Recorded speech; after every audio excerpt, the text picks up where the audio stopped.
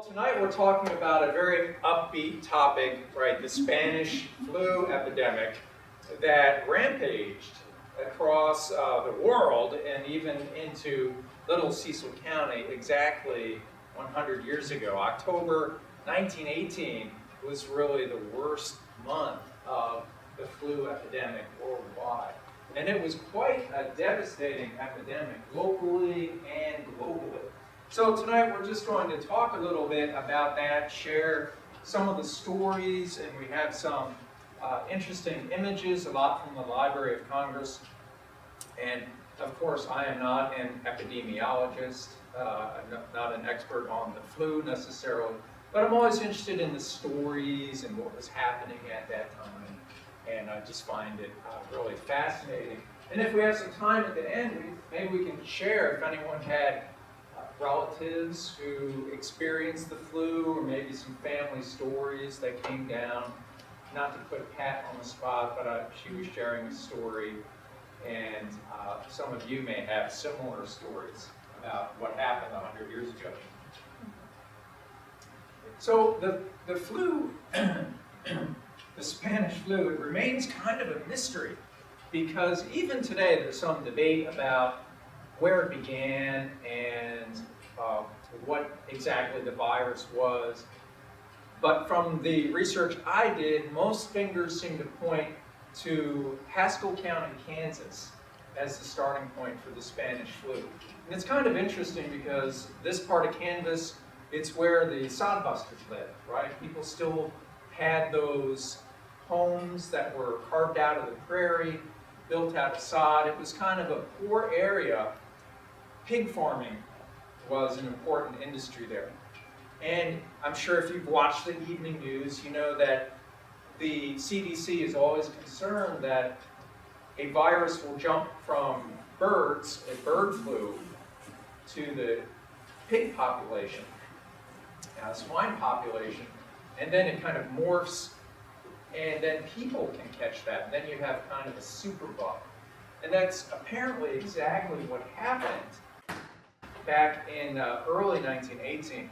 And the theory is that one young man probably had the flu bug and went into the military. And the theory is that from that one person, this flu spread and eventually killed somewhere, they don't even know, somewhere between 20, 50, possibly 100 million people around the world. So it's really incredible when you think about that, and a bit scary, because the world we live in today is a lot more mobile than the world then. It's named, of course, for the fact that the King of Spain caught the flu. But other than that, it really has nothing to do with Spain, but we call it the Spanish flu today. And the epidemic overall lasted about 15 months. So it was short but very intense. And in particular, it struck in the fall of 1918. And of course, there's a little something going on at that time in the world, World War I. So you have thousands, hundreds of thousands of young men in close quarters, whether it's in the trenches or training camps or here on a transport ship. So this is just an ideal breeding ground for the flu, and it really spreads like wildfire. And I don't know how they could fit one more person on that ship. It's really amazing. And of course, World War I is really known for its posters. Can everyone see these okay? All right. If not, yeah, let me know. And the World War I is really known for its posters, and here we have one, the soldier going off to war, his father wishing him well. He looks a little like President Snow from the Hunger Games, I think, right? And there's a lot of patriotism, and that's part of the problem with the flu, because the war is going on. Young men are starting to die in these military camps and on the front, and not just Americans, but it's sweeping through the Allied forces and the Axis forces. And initially, at least, the both governments, Allied and Axis powers, try to keep this under wraps because they don't want that bad news getting back home that all these young men are dying of the flu on the in the trenches on the front. So as a result, it kind of does a disservice to some of the prevention of the flu, and it really starts to snowball and spread into also the civilian population. And of course, I love these posters. There's another recruiting poster. He looks kind of like a Boy Scout, so I'm not quite sure what's going on with that poster. And then we have the war camp for community service that sounds like it's building roads and bridges and things like that. But again, these posters are great. And we have another poster. You can kind of see just the top half of it, but it says food, food is ammunition. And this is the Anne Arundel County Fair in about 1918. And we can see all the produce here. They're very proud of this. Unfortunately, it's black and white. Otherwise, it'd be a really colorful shop. But it looks like we have maybe some parsnips there, carrots, and pumpkins, and I guess that's a giant gourd over here. So it's that's what's going on. So on the home front, the war is going on, but people in the United States are really very insulated from the war that's happening in Europe. So we're very fortunate in a lot of ways, and the flu is something that kind of brings the war to the home front. So a couple stats about the flu, and of course you can read through these. Even today, there are different theories about how many people died in this flu epidemic. Generally, it's about 50 million, huge number of people. And it could be as many as 100 million because they just don't know. It's hard to measure that. And in more undeveloped countries, huge numbers of people died, and records weren't really kept. For example, the estimate is that 7% of Russia's population died in this flu epidemic. Of course, most of Russia at that time is very rural, very poor, small villages, and it was very devastating. In Alaska, in the United States, it wiped out whole villages. Almost everyone died in some of these villages. And other parts of the world in South Africa, where they had the diamond mines, and these are terrible working conditions.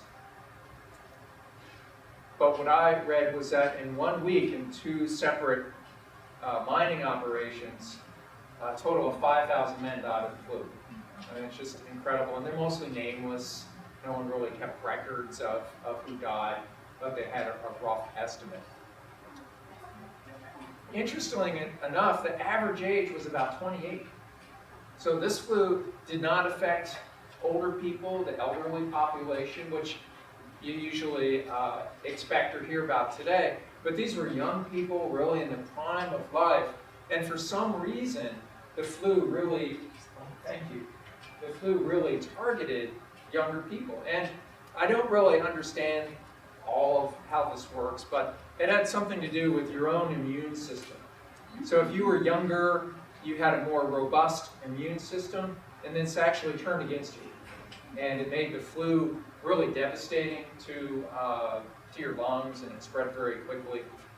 And the body would really, literally start to attack itself as it was trying to fight off the flu virus. So it was really hard because it was such an unusual group that was being targeted. Just to give you some perspective, about 670,000 Americans died of the flu in those 15 months. 600,000 died in the Civil War. That was roughly 2% of the population in the Civil War. I think it was about 0.5% in 1918 of the population. You can see the combat deaths in World War I, about 53,000, but more people died, or more young men died of disease, which is pretty amazing. Mostly the flu, but there were a lot of other diseases too, typhoid. It really ran the gamut because they didn't really have the medical care vaccinations that we have today. You have a lot of young men coming from rural areas and things like that. They haven't been exposed to these diseases, and so they become very susceptible. And of course, this is not just American young men, but young Germans, young French, young English, Canadians. It really runs through the camps. And by comparison, in the typical flu season, there are about 48,000 Americans who die, which still seems like a big number to me. But compared to 670,000, it kind of puts it in perspective just a bit.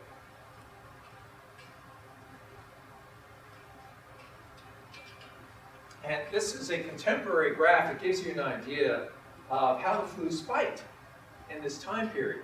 So we're going along, and this is 1918, and we're going along, and it's kind of festering through the late summer, and then all of a sudden it just spikes in the fall. And these are numbers for New York, London, Paris, Berlin, so it's equal opportunity, Europe and the United States. It's interesting that people didn't know what was going on. So there were some theories that maybe this was some kind of germ warfare that the Germans had cooked up. And people were concerned because, believe it or not, we were still importing aspirin, Bayer aspirin, which was made by a German company. And there was some concern that maybe the Germans were lacing the aspirin with the flu virus somehow. However, you can see that the Germans were also dying of this flu.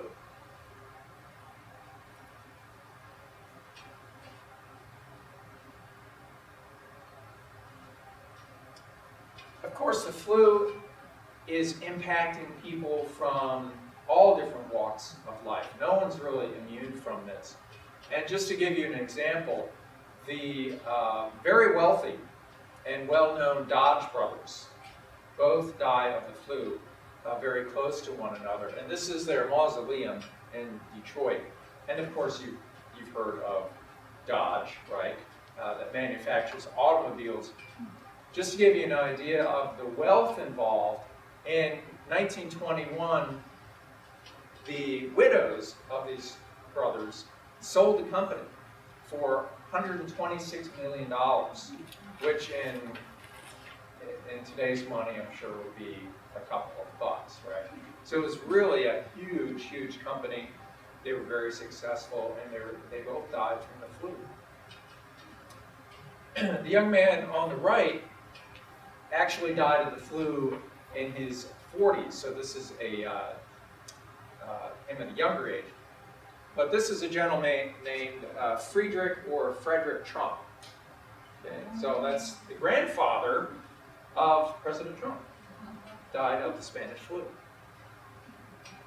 So there were some very prominent people who died of the flu, and it was just raced through all walks of life. And of course, it also affected people who weren't famous or well-known. And I just wanted to share this little family story that we have in my family, because that's my great-grandmother, and she was born in Ireland. And her son, whose name was Michael Mullins, he caught the flu. They lived in Waterbury, Connecticut. And my grandmother, I remember, told us this story when I was a kid. Her brother was 17, and he caught the flu. And she said he wouldn't stay in bed because he liked to read so much. So he kept getting out of bed to get more books to read. Or in those days, they had the kind of short story magazines and things before TV. So he kept getting out of bed, and a few days later, he died of the flu. And it was really devastating to their family. And so this is my great uncle. And of course, the other part that was really difficult about this, that my grandmother talked about, was their house was under quarantine. So they weren't allowed to leave. No one, except the doctor, was allowed to go to the house. So the flu was very isolating for these families. So imagine, your grief, your teenage son dies of the flu, the rest of your family. My grandmother didn't get it, no one else in the family got it, miraculously. But how isolating that was, because the neighbors weren't allowed to come over, other relatives couldn't come over. It was really difficult.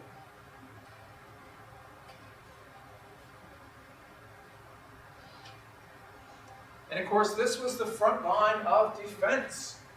These are a group of nurses over in Europe, and it's probably maybe the ambulance driver with them.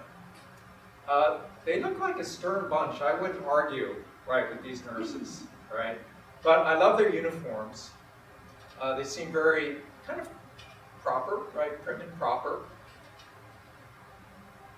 But at that time, they don't have many tools at their disposal to fight something like this flu.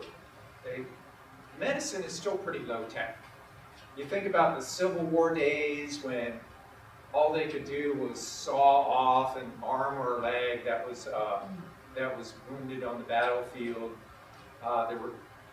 They were somewhat progressed from those days, but it wasn't that much in the distant past. There were still doctors who had trained in the old approach to medicine, and there was some conflict with doctors who understood the more recent approaches to medicine. Probably the best way to think about this would be today we have younger folks who, hey, they grew up with iPads and the internet, and some of us didn't grow up with that, so we've adapted, but it's a little bit different maybe for us. And that's how medicine was at that time too, because you still had this transition going on that we kind of take for granted today. Antibiotics really weren't in use. Medicine was still kind of primitive in many ways, and these nurses with very little training were expected to do a huge, huge task. We have some more nurses here from the Red Cross. It looks like that's actually 1920, but it gives you an idea of these uniforms that they wore. Advertising for a nurse. There was a huge shortage of nurses because of the war. So you can just imagine the demand for that, and there just weren't enough nurses to meet the demand. So there were a lot of programs developed to train nurses very quickly, and I would imagine that the training was pretty rudimentary in most cases. And of course, for young women looking for a career, there were not many options for them in 1918. Think about it, you could become, if you chose not to get married and go that route, you could maybe become a teacher. Maybe you could become a nun if you were Catholic. Maybe you could become a nurse. And beyond that, there really weren't a whole lot of career paths for women. So it's kind of interesting. It's something I don't know all that much about, but it would be really interesting to read some diaries and things of these nurses and what they went through trying to cope with this flu epidemic.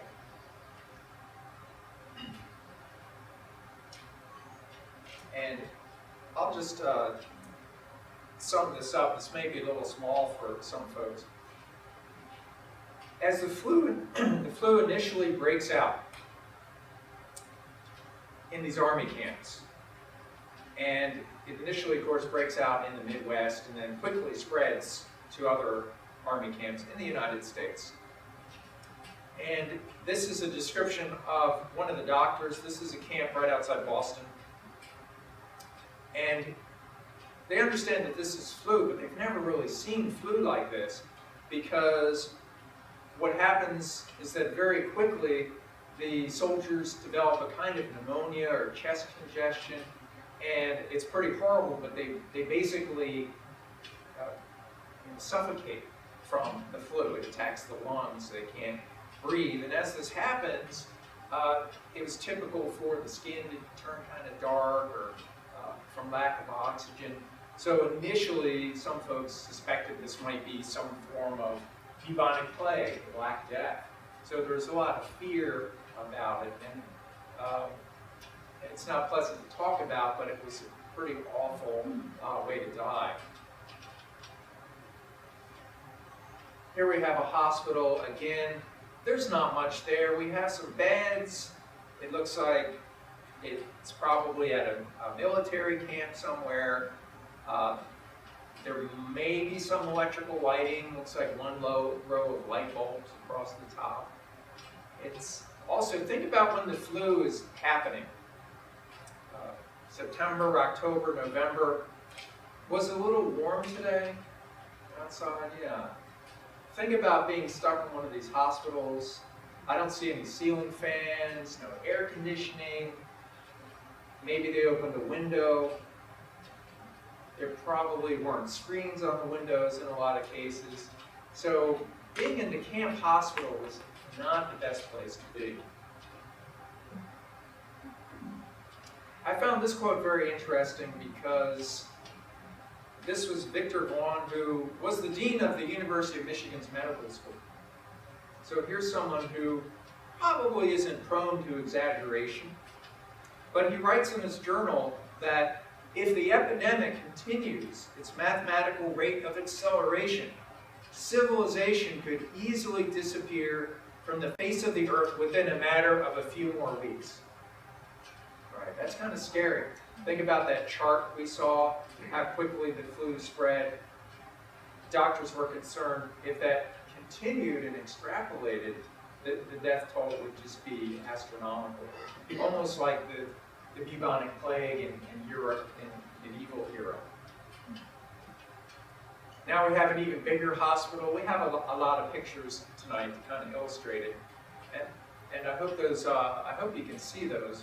Should we turn off more lights or? You okay? All right. This is a much bigger hospital, but again, it's pretty rudimentary. We just have some cots spaced around. The doctors and nurses don't seem to have a lot of equipment. They aren't wearing those gloves that everyone wears today. A lot of them aren't wearing masks. So you can imagine that a lot of the doctors and nurses are getting sick from the flu as well.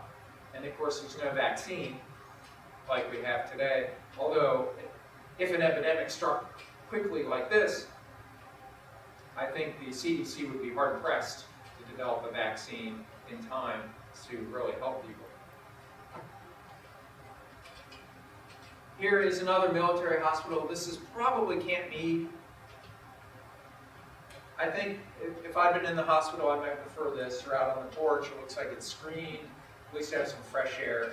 But again, there's not a whole lot in terms of medical equipment. I don't see any IV equipment or anything like that. And again, look at the nurse's outfit. She has the big mask on and the gown that goes almost to the floor.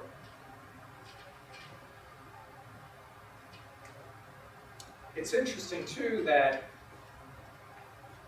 this flu epidemic affected not just the soldiers who actually got the flu, but those who were helping them in some way or providing a service. And there was, and I'm sure this happened quite a bit, really a situation involving PTSD, right? Where a young man, he's 17, he's in the Army, and he's tasked with helping to bury the dead at Fort Meade in Maryland. And he's probably helping to bury hundreds of young soldiers.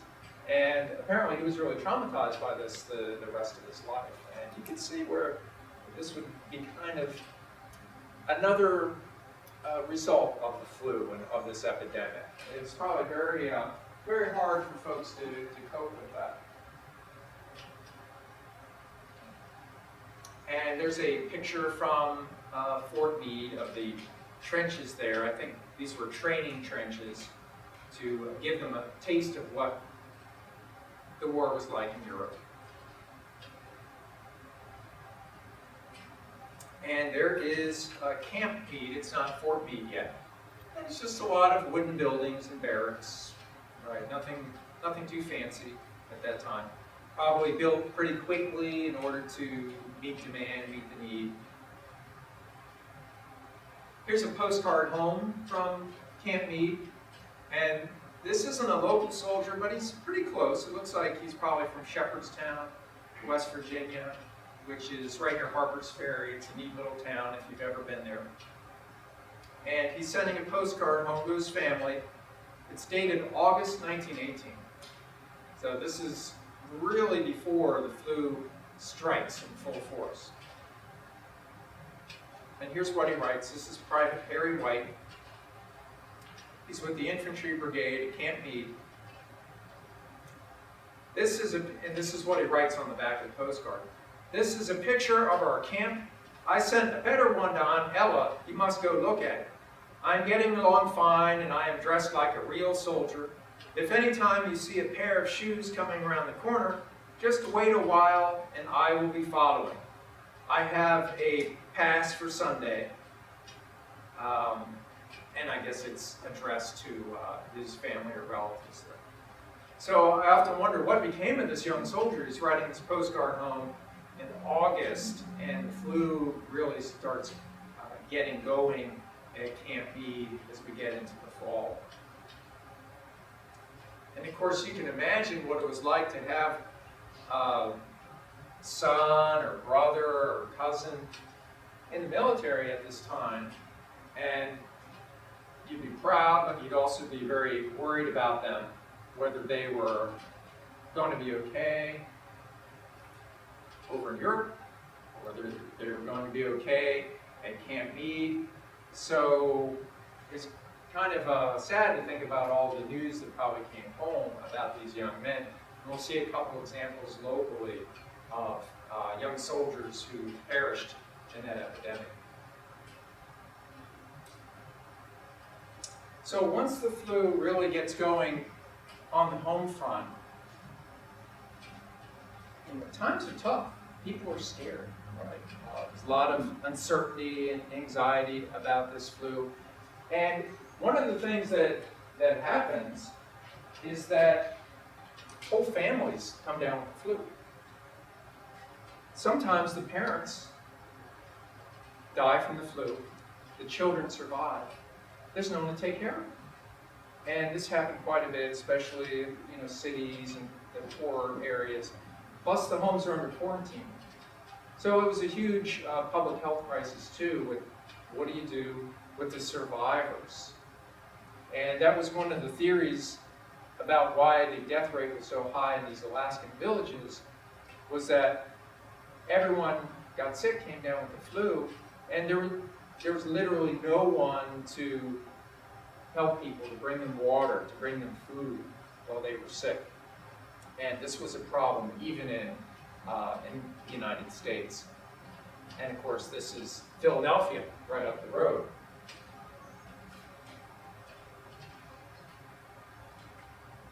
And we have this quote from Washington, D.C. about how it kept people apart. You had no school life, you had no church life, you had nothing. It completely destroyed all family and community life. The terrifying aspect is when each day dawned, you didn't know whether you would be there when the sun set that day. So it really was a scary time, because the flu did kill so quickly. It only took 2 or 3 days, and people would die from this flu. It moved very quickly. So people were scared. There were stories about how neighbors might not go near the home of another neighbor who was sick, and so those people needed food or water or just medical care, and really no one came to help them because the public services were stretched so thin. Neighbors, even relatives, were afraid of getting the flu themselves, maybe justifiably so.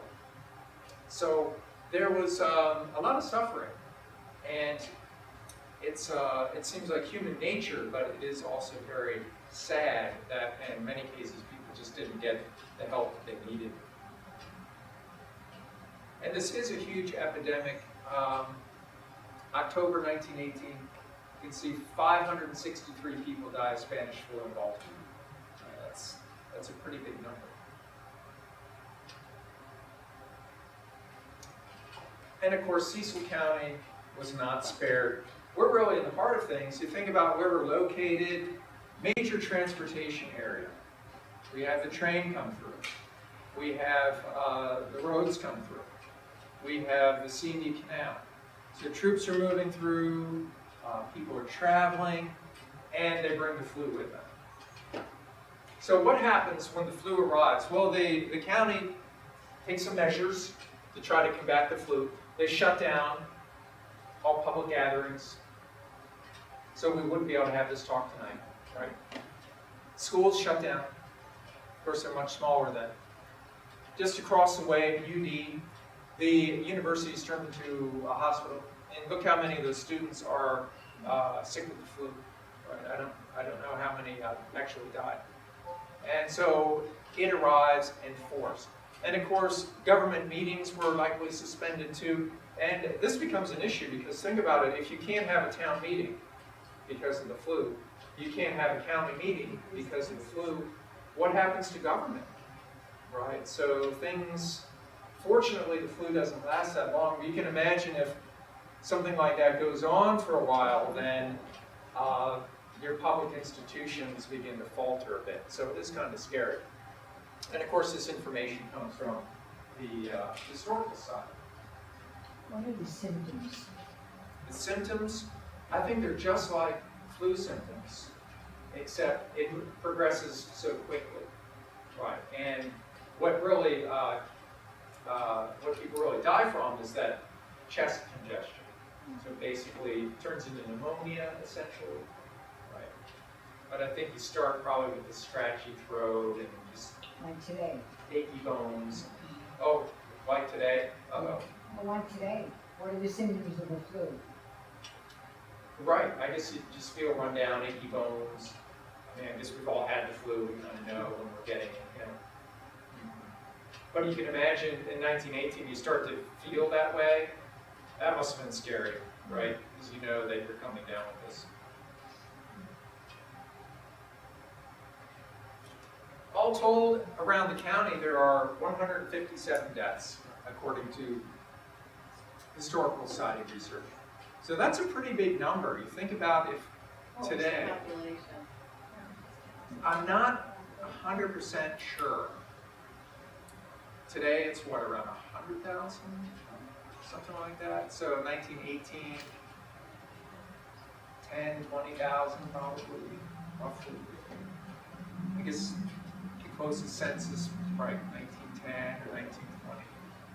But it's a pretty big number when you look at that. And again, it's equal opportunity. It affects rich families, poor families. Among the first victims are two teenage sisters, Edith and Irene Borel, if I'm pronouncing that correctly. So you can imagine what that was like for the family. And again, it's scary because these are kids, right? Teenagers, which are not your typical flu victims.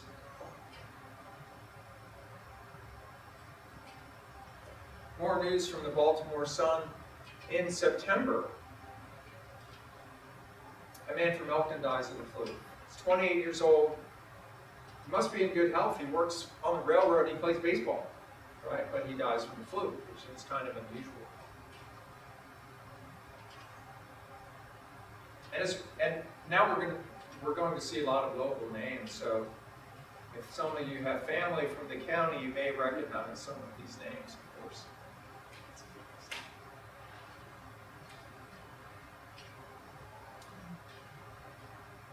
There are efforts to fight back, and this is not a local poster, but it's probably typical of the public information.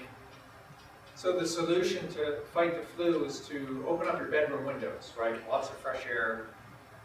I'm not sure how effective that really was, but it probably made people feel better, right? That they were trying to do something.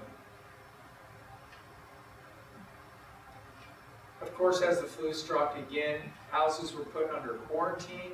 So if someone at home became sick, then no one was allowed to leave, neighbors couldn't come over, and that can be pretty difficult on people. It also creates a lot of little silos, right? People are left on their own to fight the flu. There are some measures. This is a barber. Looks like he's shaving someone, and he's wearing a mask to try to keep any germs from spreading. And I know you can't see it very well, but that woman on the left is, I guess that was the fashion at the time, this big hat the woman's wearing, and this big long dress. And it kind of reminds me of Downton Abbey, if anyone's ever watched Downton Abbey, right? The elaborate clothes. And of course, if you've watched Downton Abbey, I tried to find this clip on YouTube, but what happens at Downton Abbey with the Spanish flu? Do you remember that episode where the flu goes through Downton Abbey?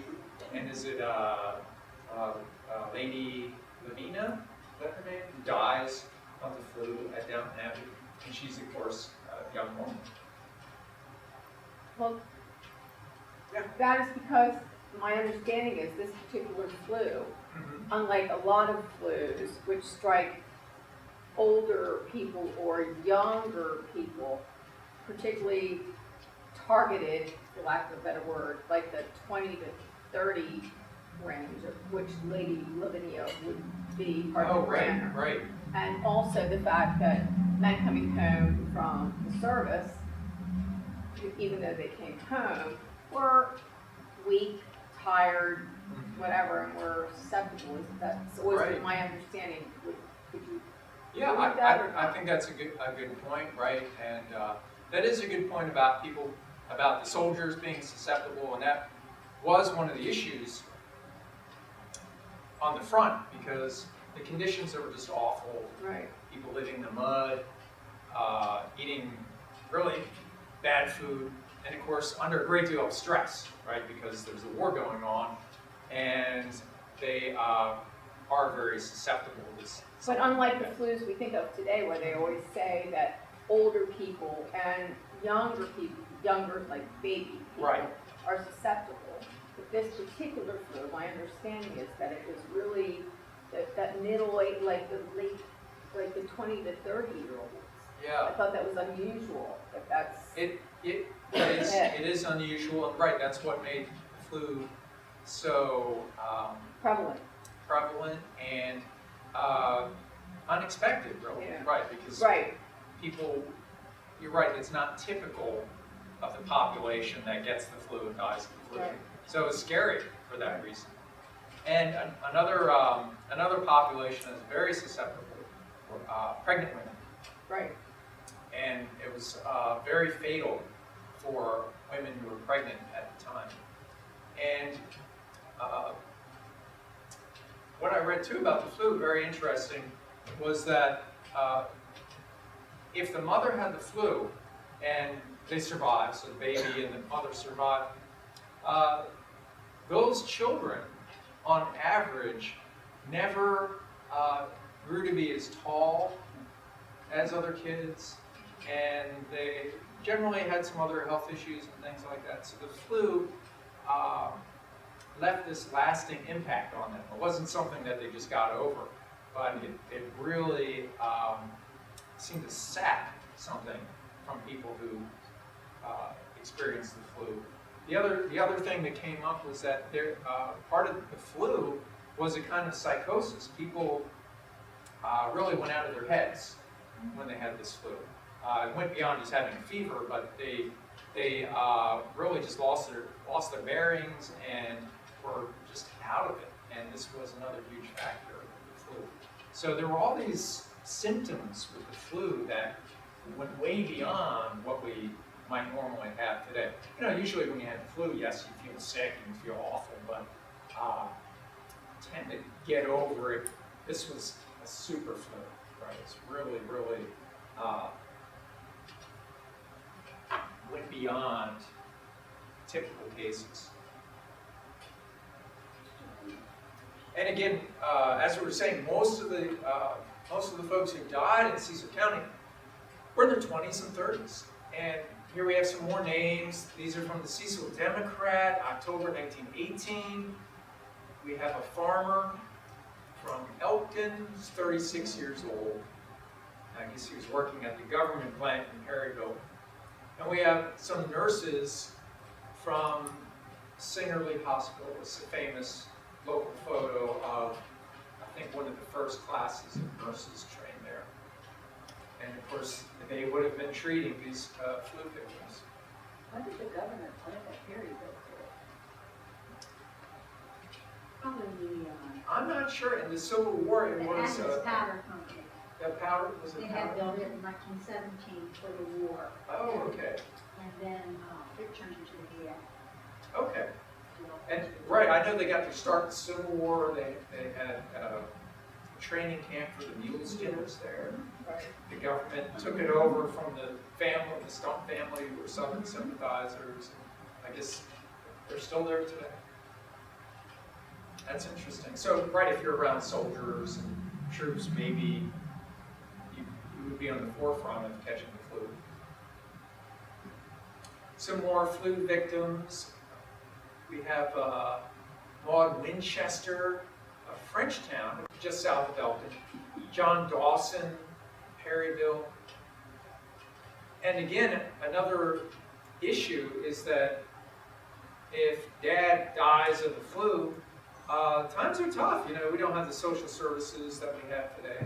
And also because the flu is raging, the families aren't getting the help maybe that they should get. And financially, it's really devastating, you know, because typically there were not two earner families in 1918. It would be interesting to see, this would take some study, but how many more orphans, things like that, there were locally as a result of the flu. And of course, news is coming home from the military camps. Cecil Democrat again reports that Sergeant Grotzinger, I'm saying that right, 25, who dies of the flu in Georgia. So you can imagine all these notices coming home. And here is the, this used to be the Chesapeake City Town Hall. And now it's a shop. But one of the neat things about this was for sale a few years ago, this building, and I really wanted to buy it and move here because it has a World War I monument out front. Wouldn't that be neat to have a monument in your front yard? But you know, my wife didn't like the idea, she kind of hates saying that. But there it is today. So this is a World War I monument from young men who served in the Chesapeake City area. And I actually took this morning, and there's kind of a wreath with just a few names in it. The other names are those who served in the military. These were killed in action and died of disease. They made that distinction, which is kind of interesting. And I don't know if anyone recognizes some of these names, but died of disease, I suspect that they probably died of Spanish flu, although it could possibly have been something else. But it is interesting that they drew that line between killed in action and died of disease. So this gives you a little snapshot of how the flu really grew in those months. Elkton County seat, 6 cases in September. Not so bad. Suddenly 108 in October. And then it starts to go down again as we get into the winter months. Port Deposit, it kind of gives you an idea too of the populations. I think some of the towns were maybe bigger 100 years ago than they are today. Probably that was the case in Port Deposit. Northeast. Well, what's interesting though is like Perryville and Chesapeake seem to have gotten hit harder later than the other two. You're right, right. It hits in December. November and December instead of September and October. Yep. A little slower south of the canal, maybe, I'm not sure. Yeah, that is kind of interesting. Right. And this is all from the State Board of Health report. You can go, if you want fascinating reading, you can go online and find these things. this is not the Spanish flu, but I just thought this was kind of interesting that they did it this way. So this is the official state of Maryland report. In July, 3 cases of typhus fever were reported from Northeast in members of a band of gypsies. Right? Just imagine state officials writing that today. The fatality was 100%. So the band of gypsies was wiped out by typhus, which is typically caused by bad water, that kind of thing. And by 1919, by February, so the flu really hits in October. It kind of goes up a little bit again early in 1919 in terms of numbers, and then it really disappears from the scene. And as quickly as it arrived, it really disappears. And it's still kind of a mystery, right? Do you have a theory About the flu? about why it disappeared as quickly as it arrived? Well, not being an expert, I just depended on what I read. But it was interesting because so people very quickly began to develop some immunities. So some people may have caught the flu and it wasn't that serious, but then they were immune to it. And after that epidemic went through and so many people had it, basically it just didn't have as many victims. There was never a vaccination for anything. No vaccination for it, right. And, but that also makes it kind of mysterious because it didn't keep going. Right. And typically flu season, can last right into March and that kind of thing. So it was, scientists today, from what I've read, really still don't understand it entirely. It's really fascinating. Does the CDC have samples of that flu in their collection? Yeah, I know that they do have samples. I don't know what the CDC has, but there are samples that they preserve from soldiers' lungs and things like Was it that. different from other flus? I don't know how different it was, but it was a form of super flu. Right. So it's the same flu virus, but the reaction that people had to it was really what made it so devastating. Yes, sir. I listened to a book about this a few years ago, and I understand the reason why so many people in their 20s and 30s died, it was the immune system reaction. People in their 20s and 30s have a very strong immune system, and actually their own immune system worked against them. It overreacted to the virus, and I think filled up their lungs with fluid, and that's why so many people in their 20s and 30s died. Right. I think that's exactly the case because they had the younger folks in their teens, 20s, 30s had that more robust immune system. So when they got the flu, it really attacked their own lungs, and that's one reason why it really affected that population. Plus, the young men are off at war and they're grouped together, and under these conditions, it just spread. Yeah, I can see how that would be another factor too. Yeah, but that's a really good point about why it was impacting. Like you saw the picture of the ship with all these young men this close to each other. Yeah. Whatever they had was spread throughout the ship. Right. If one guy has the flu, it's very quickly going to spread. And this flu is very contagious, apparently, too. So very airborne. So you could.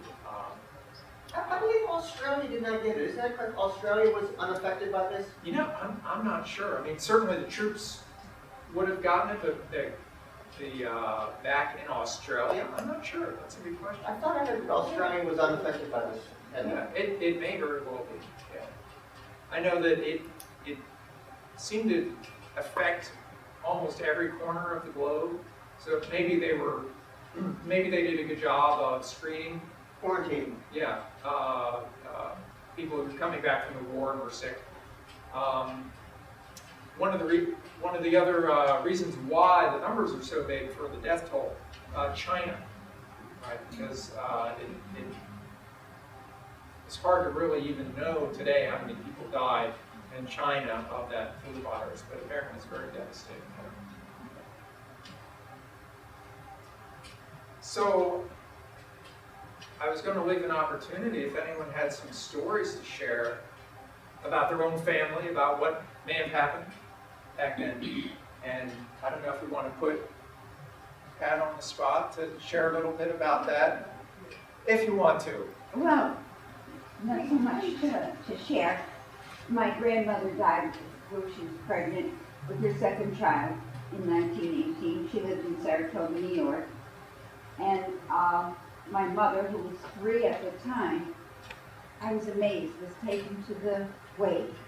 And to this day, she remembers seeing her mother in the casket, which I thought, and it doesn't seem to be a negative to her. So apparently you're sort of emotionally insulated at that age. And because there was no daycare, of course, in those days, your family would step in. So her grandmother raised her. And it was amazing because she was still alive and doing very well when my mother was married and had a family. And I used to sit with her and she taught me to embroider. So somehow she didn't get it, no one else in the family seemed to get it. I have a question. It's like the high reproductive age got this flu mainly. Did they find there was a drop in infants being born after that? Or Yeah, the population took a hit? I don't really know. Right. I suspect that just like World War II, there was probably a bit of a baby boom. Yeah. Right, when the troops got out. Just gonna guess that. A bit of a baby boom. But yeah, that's a good question. I don't really know for sure.